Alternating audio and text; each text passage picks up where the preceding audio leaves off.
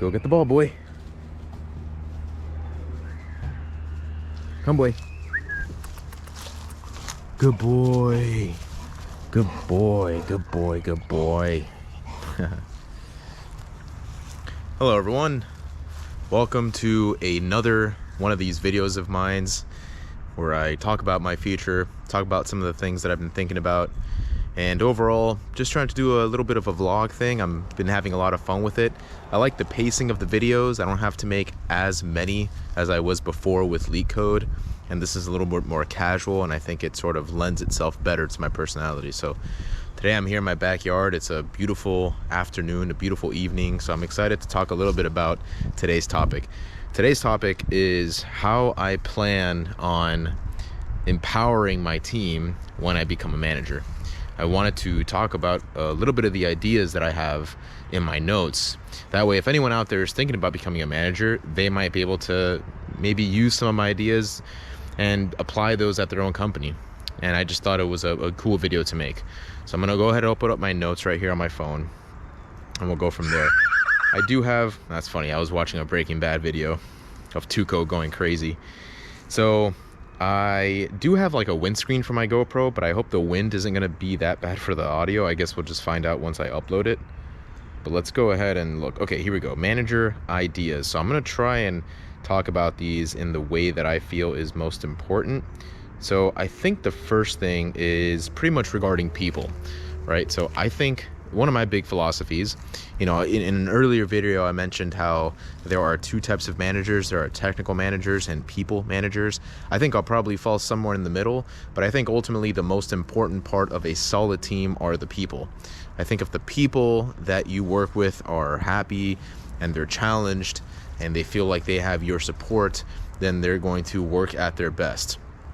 And so that's like one of the first things I want to do as a manager. And that's one of the first things that I would advise for anyone being or thinking about becoming a manager to work on, really empowering the people on your team. And what that means for me is holding one-on-ones, not too frequently, letting the engineers decide when they want to do the one-on-ones, but really understanding each of the engineers' individual strengths. So recently on my team, I inherited a couple of engineers from China, and I have worked with them before, but now that they're officially on my team, and when I say my team, I'm sort of the Scrum Master currently as well as a software engineer, so I do feel like I have a little bit of ownership on my team. So that's what I mean when I say my team. I want to start understanding each of their individual strengths. That way, when I get asks from project management or upper leadership, I can better and more effectively assign things to my team. For example, one of my colleagues that I work with is very good with authentication and authorization. I think these are two topics that every engineer should know, but naturally some people will just be better at it than others.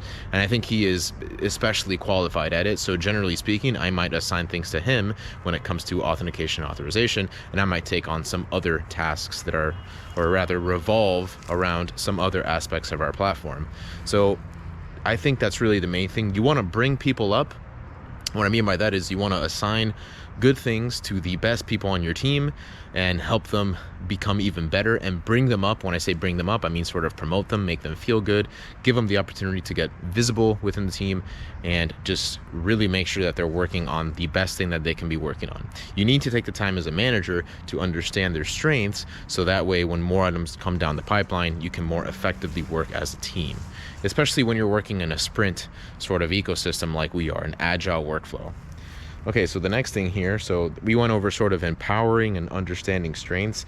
I think one of the other things I want to try on is, so we used to do this thing called the town hall.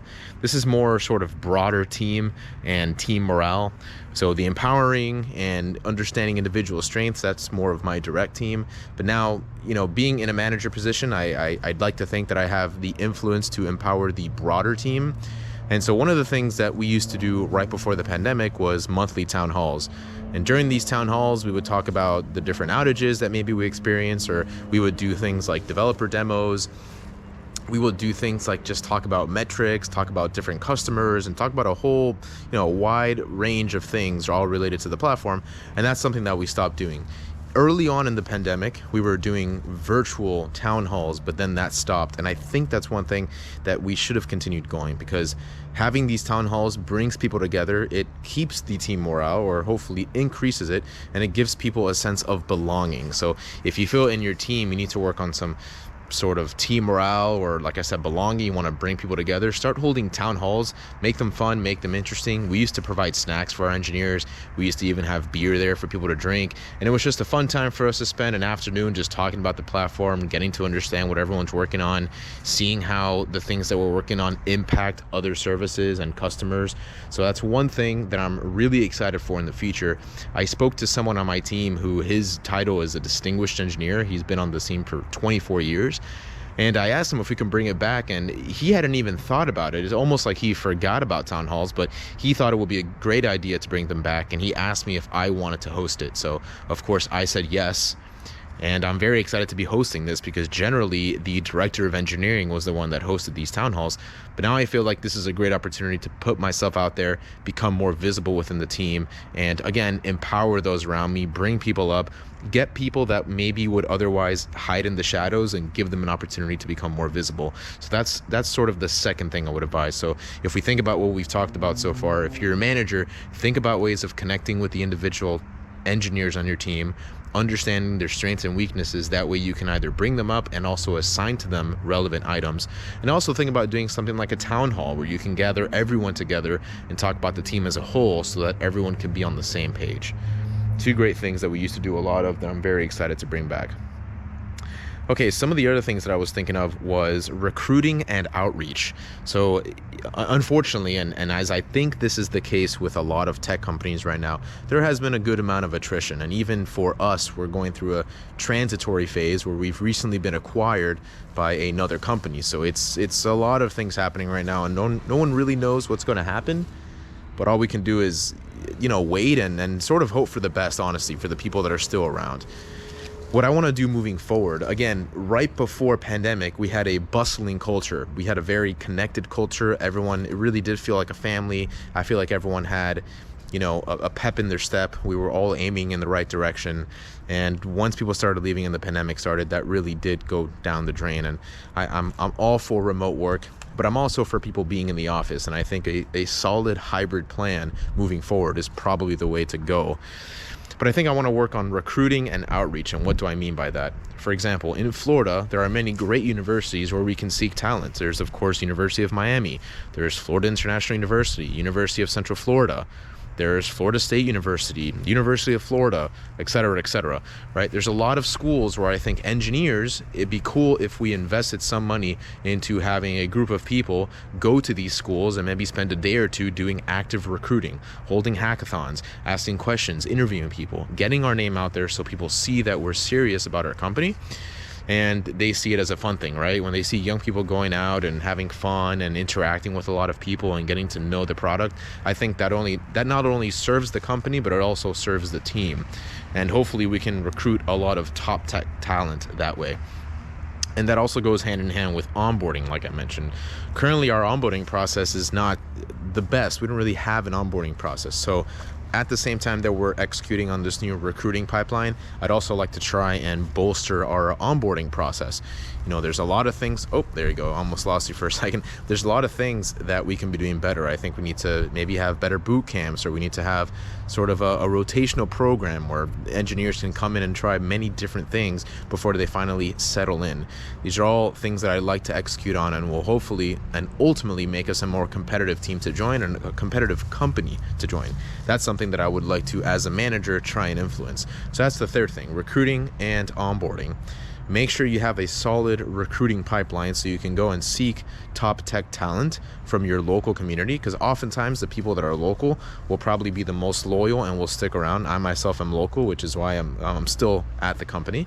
And also the onboarding pipeline. Make it so that when those top talent individuals do join the company, they have a very sort of easy way to progress. There's a clear roadmap on how to get better, and you want to make sure that they are constantly being challenged, not too much, but just enough so they are continuing to grow. let me see, what else would I like to do? We went over onboarding, town hall. I think the last thing really is the rotation. The rotational program, our team is split up into different squads. So you can imagine there's like a UI squad, there's a squad for authentication and authorization, there's a squad for administration, there's squads for different sectors on our platform. So I think it'd be very neat if upon an engineer being hired, we had some sort of rotational program where an engineer can try out multiple different squads, let's say in the span of a year, maybe 18 months, and get a wide breadth. I think breadth in the beginning of your career is very important before you start to specialize, and that way we have more people that know more instead of just having siloed knowledge. You know, it's good to have experts on the team, but also oftentimes having siloed knowledge, you know, if that one person leaves, that sort of crumbles the rest of the team. So I think that's about it. I wanted to make this video because I wanted to just reiterate my own ideas for how I plan on empowering my team moving forward, especially if I get to pursue becoming a manager. I'm trying to do everything I can to be able to do that. As a matter of fact, the same distinguished engineer today announced to others that I would be pursuing this, and some people reached out and told me, hey, I think that's a great idea. So that definitely excites me. And I also made the video so that if anyone listening is interested in pursuing management, they can maybe take some of these ideas and implement them in their own teams. Or, you know, of course, I'd like to, I'm sorry, I thought I had a spider on me. I'd love to interact with some of the community and hear more ideas from you all, and I would love to start a discussion based on what I said. So, you know, now apart from everything else, just as sort of my closing, I realized that on YouTube, there's a lot of software engineering content of individual contributors, people that are currently software engineers at a job and talking about what they do on their day-to-day and so on and so forth. But I haven't seen, and maybe I'm just not looking hard enough, but I haven't seen many intimate videos of engineering managers. And intimate is sort of how it is right now, right? I'm talking to you, this is like a raw take on someone that's pursuing engineering management. Hopefully we'll get into engineering management and we'll continue making videos like this. So I kind of want to look at things from the other side, hopefully provide some of these raw videos where you'll understand what someone interested in engineering management thinks about. And so I hope I can continue making more of these. That way for folks out there that are interested in this sort of thing, they can find a place for these sorts of videos. So with that being said, I'm pretty happy with today's video. Hope it benefits a lot of you out there, and I hope to start a discussion with the whole community. Very happy with everything that I've been doing so far. And with that being said, I'll end off by showing you a little video of my dog. He's a golden retriever. His name is Sawyer, and because he's right here next to me, I mean, why not, right? Sawyer, you want to say what's up to the YouTube community? Sawyer's gonna be 3 years old soon. This is him. Later, guys.